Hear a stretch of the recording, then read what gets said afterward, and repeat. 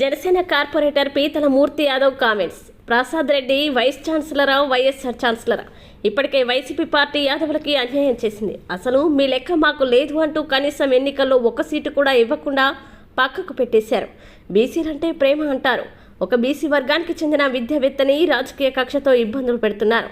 విశాఖ గాజువాక అభ్యర్థి మాజీ ఎమ్మెల్యే పల్లా శ్రీనివాసరావు సతీమణి డాక్టర్ లావణ్యాదేవిని ఎన్నికల ప్రచారంలో పాల్గొన్నారనే నేపంతో ఏయూవీసీ ప్రసాద్ రెడ్డి సస్పెండ్ చేశారు. పూర్తిగా వైసీపీ కండువ కప్పుకున్న కార్యకర్తగా వీసీ ప్రసాద్ రెడ్డి ప్రవర్తిస్తున్నారు. జూన్ 4న మా ప్రభుత్వం వస్తుంది, ప్రతి లెక్క తెలుస్తాం, సిబిఐ విచారణ జరిపిస్తాం, ప్రసాద్ రెడ్డి స్టీఫెన్లు చేసిన అవినీతిని బయట పెడతాం. యాదవ జాతిని అవమానించడం, యాదవులతో మాకు ఇంకా పని లేదు, యాదవుల ఓట్లతో పని లేదు అనేటువంటిది బాహాటంగా జగన్మోహన్ రెడ్డి తేల్చి చెప్పడం ఒక ఎత్తు అయితే, ఇంకా యాదవుల పైన కక్ష ఇంకా పూర్తిగా తీరలేదని చెప్పడానికి సాక్షాత్తు ఆంధ్ర విశ్వవిద్యాలయ వీసీ ప్రసాద్ రెడ్డి,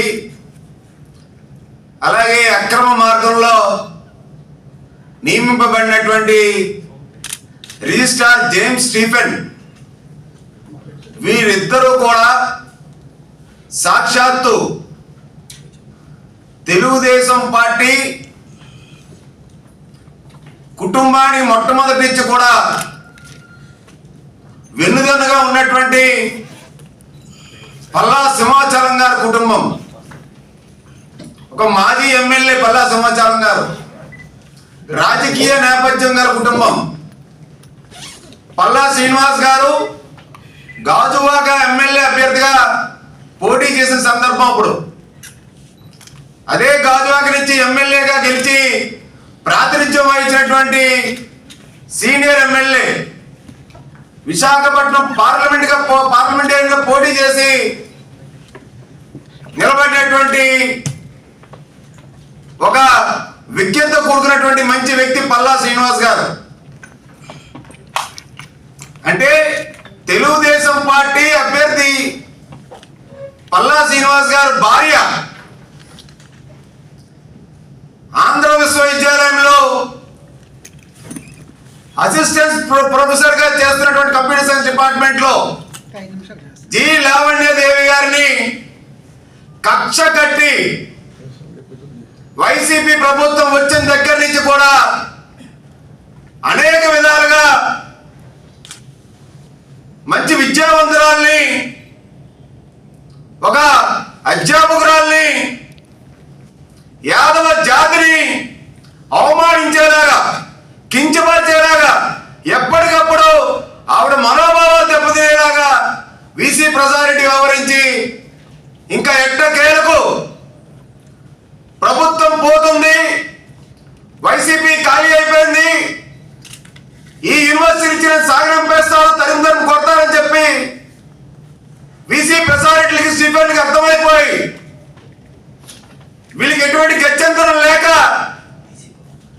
ఒక బీసీ అధ్యాపకుల్ని, బీసీ సామాజిక వర్గానికి చెందినటువంటి అధ్యాపకురాల్ని జి లావణ్యదేవి గారిని ఎన్నికల్లో పాల్గొన్న సాకుతో సస్పెండ్ చేయడం అనేది వీసీ ప్రసాద్ రెడ్డి స్టీఫెన్ యొక్క దుర్మార్గమైన చర్య. అసిస్టెంట్ ప్రొఫెసర్ గా ఇంత ఎక్కువ కాలం ఒక జి లావణ్యదేవి గారు ఒక్కరే పనిచేస్తున్నారు. ఎవరు కూడా ఇంతకాలం ఒక అసిస్టెంట్ ప్రొఫెసర్ గా తన విధులు నిర్వర్తించినటువంటి చరిత్ర లేదని అనుకుంటా ఉన్నాను. అంటే యాదవ సామాజిక వర్గానికి చెందినటువంటి లావణ్యదేవి గారిని తెలుగుదేశం పార్టీ చెందినటువంటి ఆమె భర్త పార్టీ మారలేదని, అపోజిషన్ పార్టీలు ఉన్నాయని చెప్పి అధికార దాహంతో ఇవాళ ప్రసాద్ రెడ్డి స్టీఫెన్ చేసినటువంటి చర్య ఏదైతే ఉందో దీన్ని బట్టి అర్థమవుతా ఉంది. నా బీసీలు అని చెప్పి ఎప్పుడూ కూడా జగన్మోహన్ రెడ్డి సభల్లో చెప్తా ఉంటాడు. అంటే బీసీలు అంటే బ్యాక్ బెంచ్ స్టూడెంట్స్ అని చెప్పి అడుగుతా ఉన్నాం. ఇవాళ బీసీలు అంటే బెస్ట్ స్టూడెంట్స్ అని, మంచి పోస్టులు ఉంటారని చెప్పి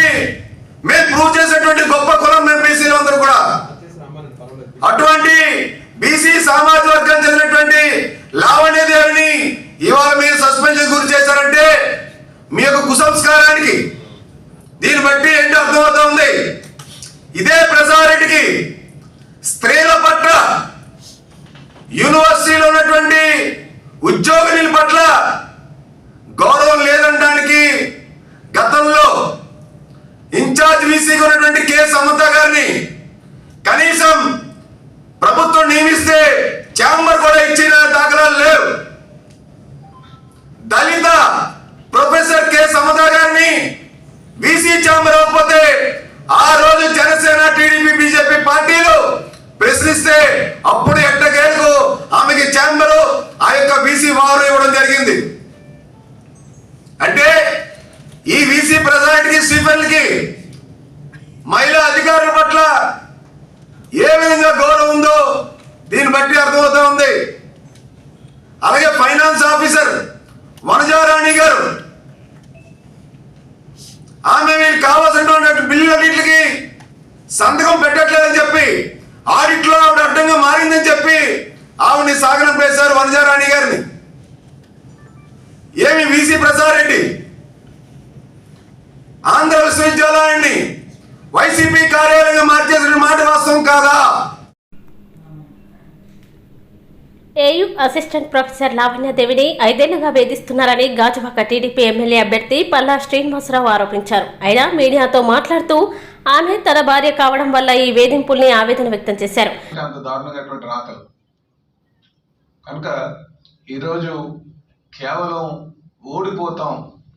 రేపు ఓడిపోతాం అనే భయంతో ఈ కుట్ర పూరితమైనటువంటి ఆలోచనతో వీళ్ళు వెళ్తున్నారని చెప్పేసి అధికార పార్టీ నాయకులు వెళ్తున్నారని చెప్పేసి ఈ సందర్భంగా తెలియజేస్తున్నాం.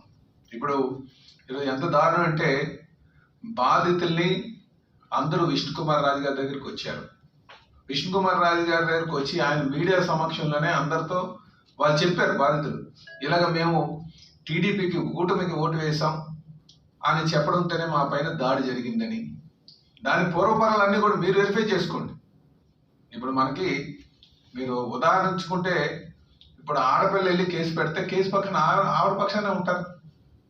భార్య వెళ్ళి కంప్లైంట్ ఇస్తే భార్య కంప్లైంట్ తీసుకుంటారు కానీ భర్త కంప్లైంట్ తీసుకుంటారు. అలాగే ఒక సైకిల్ వాడిని కారు గుద్దీసింది అనుకోండి, కారు గుద్దుతుంటే సైకిల్ వాడి పక్షాన్ని ఉంటాం లేకపోతే కారు వాడి పక్షాన్ని ఉంటాం, దెబ్బలు తగిన వాడి పక్షాన్ని ఉంటాం.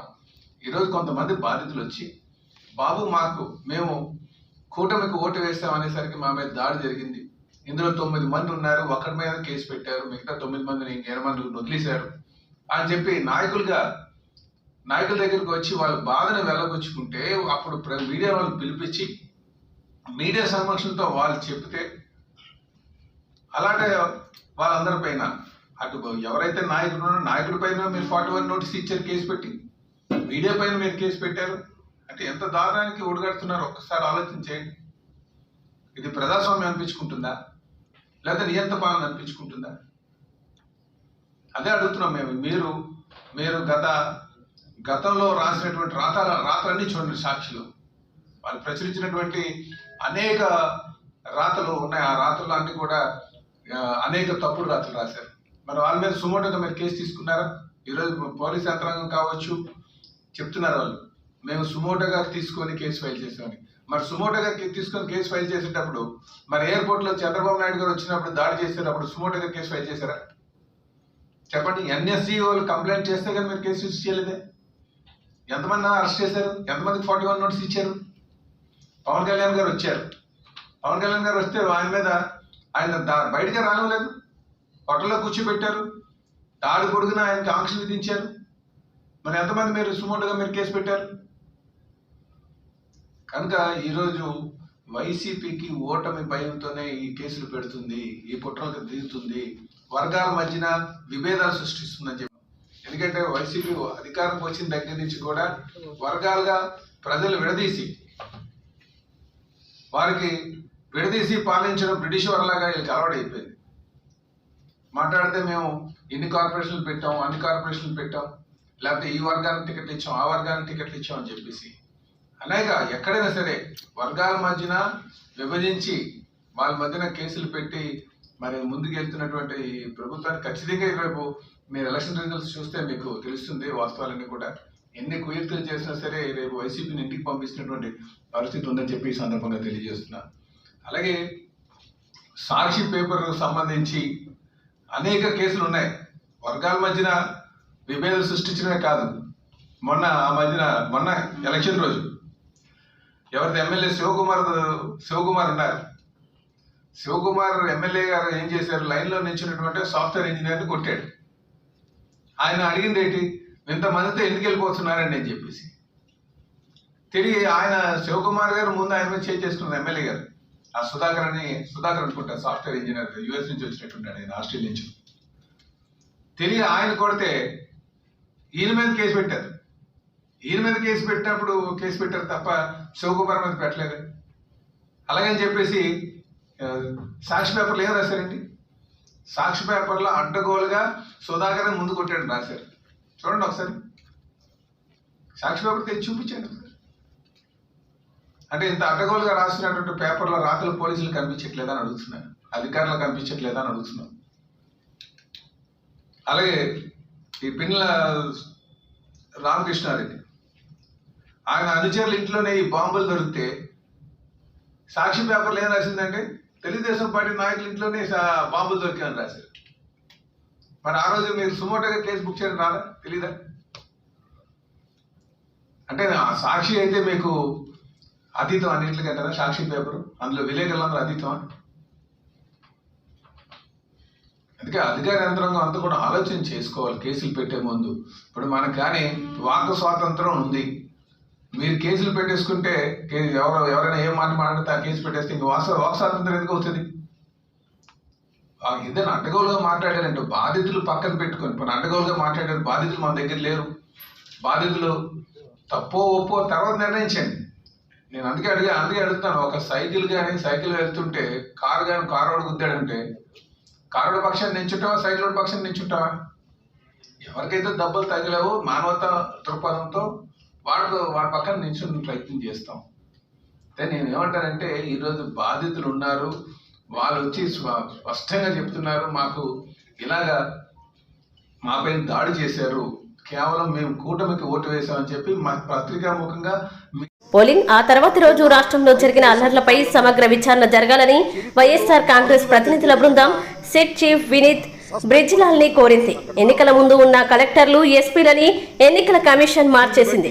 బీజేపీ అధ్యక్షురాలు పురంధరేశ్వరి, చంద్రబాబు కలిసి అధికారులపై కొన్ని ఫిర్యాదులు ఇచ్చారు. వారి ఫిర్యాదుల ఆధారంగా అధికారులని మార్చారు. పోలింగ్ రోజున దౌర్జన్యానికి పాల్పడ్డారు అనేటువంటి మాట, దానిలో కొంత వాస్తవం ఉన్నది అనేటువంటి భావన కలిగే విధంగా ఎన్నికల కమిషన్ కొందరు అధికారులను సస్పెండ్ చేయడం జరిగింది. సస్పెండ్ చేయటమే కాదు, ఈ జరిగినటువంటి వైలెన్స్ మీద, జరిగినటువంటి సంఘటనల మీద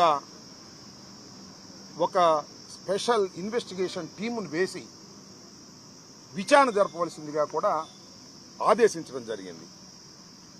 దానికి సంబంధించి స్పెషల్ ఇన్వెస్టిగేషన్ టీంకు సంబంధించి చీఫ్ అయినటువంటి వినీత్ బిజ్లాల్ని, ఐపీఎస్ అధికారిని ఈరోజు వైఎస్ఆర్ కాంగ్రెస్ పార్టీ తరఫున ఒక బృందంగా మంత్రులు, మాజీ మంత్రులు, శాసనసభ్యులు, శాసన మండలి సభ్యులను వెళ్లి ప్రత్యేకంగా కలిసి వారికి రిటర్న్ రిప్రజెంటేషన్ ఇవ్వడం, దానితో పాటుగా ఓరల్గా కూడా కొన్ని విషయాలను వారి దృష్టికి తీసుకువెళ్ళడం కూడా జరిగింది. వారు దాని మీద విచారణ జరుగుతూ ఉన్నది. ప్రాథమికమైనటువంటి నివేదిక ఇచ్చినట్టుగా తెలిసింది. ప్రాథమిక నివేదిక ఇచ్చారు అంటే ఇంకా ఫైనల్ నివేదిక కూడా త్వరలో ఇస్తారని మేము భావిస్తూ ఉన్నాం. ఇది చాలా విచిత్రమైన, చరిత్రలో చాలా అరుదుగా జరిగేటటువంటి సంఘటన. ఎందుకని అరుదుగా జరిగేటటువంటి సంఘటన అంటున్నానంటే, ఎన్నికలకు ముందు, ఇవాళ వైఎస్ఆర్ కాంగ్రెస్ పార్టీ అధికారంలో ఉంది, ఎన్నికలకు ముందు ఉన్నటువంటి కలెక్టర్స్ని, ఎస్పీలని ఎన్నికల కమిషన్ మార్చింది. ఎన్నికల నిర్ణయం జరిగిన తర్వాత సహజంగా ఇలా జరగటం అనేది చరిత్రలో చాలా సందర్భాల్లో జరుగుతూ ఉంటుంది. దేని మీద మార్చారు అంటే, భారతీయ జనతా పార్టీ అధ్యక్షురాలు పురంధరేశ్వరి గారు, చంద్రబాబు నాయుడు గారు కలిసి కొన్ని రిప్రజెంటేషన్స్ ఇచ్చారు. అయ్యా పల్నాడులో ఎస్పీ ఉంటే మాకు ఇబ్బంది అని కాదు, పల్నాడులో ఉంటే శాంతి భద్రతలకు విఘాతం కలుగుతుంది, వైఎస్ఆర్ కాంగ్రెస్ పార్టీకి అనుకూలంగా ఉంటారు వాళ్ళు అనేటువంటి ఒక రిప్రజెంటేషన్స్ ఇస్తే అధికారులు చాలామందిని మార్చారు. సరే మంచిదే, మార్చడం వల్ల దానివల్ల మేమేమి పెద్ద ఇబ్బంది పడవలసినటువంటి అవసరం లేదు. ఇక్కడ గమనించాల్సిన అంశం ఏమిటంటే ఎక్కడైతే మార్చారో అక్కడే మళ్ళా సస్పెండ్ చేయాల్సిన పరిస్థితి వచ్చింది. చూడండి దీనిలో ఎంత విచిత్రంగా ఉందో. పల్నాడులో ఎస్పీని మార్చారు, అలాగే అనంతపూర్లో ఎస్పీని మార్చారు, ఐజీని మార్చారు, తిరుపతిలో మార్చారు. ఎక్కడైతే మార్చారో పురంధరేశ్వరి గారి ఎలిగేషన్స్ మీద ఎన్నికల కమిషన్ న్యాయం అనుకుని ఎక్కడైతే మార్చిందో అక్కడే అల్లర్లు జరిగాయి, అక్కడే సస్పెన్షన్లు జరిగాయి, అక్కడే మళ్ళీ కొత్త అధికారులు వేశారు, అక్కడే స్పెషల్ ఇన్వెస్టిగేషన్ టీం వేసి విచారణ జరపవలసినటువంటి పరిస్థితి ఏర్పడింది. అంటే ఫ్యాక్ట్స్ ఏంటో ఆలోచించమని ఈ సందర్భంగా నేను ప్రజల్ని కోరుతున్నా. అదే విషయాన్ని సిట్ వారికి కూడా వివరించడం జరిగింది.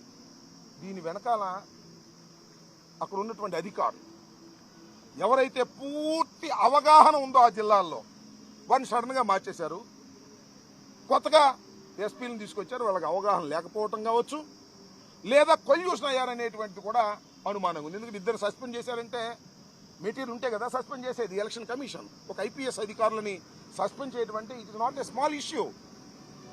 ఎన్నికల సమయంలో ప్రజాస్వామ్యానికి విఘాతం కలిగినటువంటి సందర్భం ఆంధ్ర రాష్ట్రంలో ఒక దారుణమైనటువంటి పరిస్థితి వాళ్ళు ఏర్పడింది.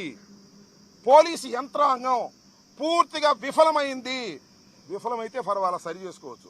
కొల్యూడయింది తెలుగుదేశం పార్టీతో.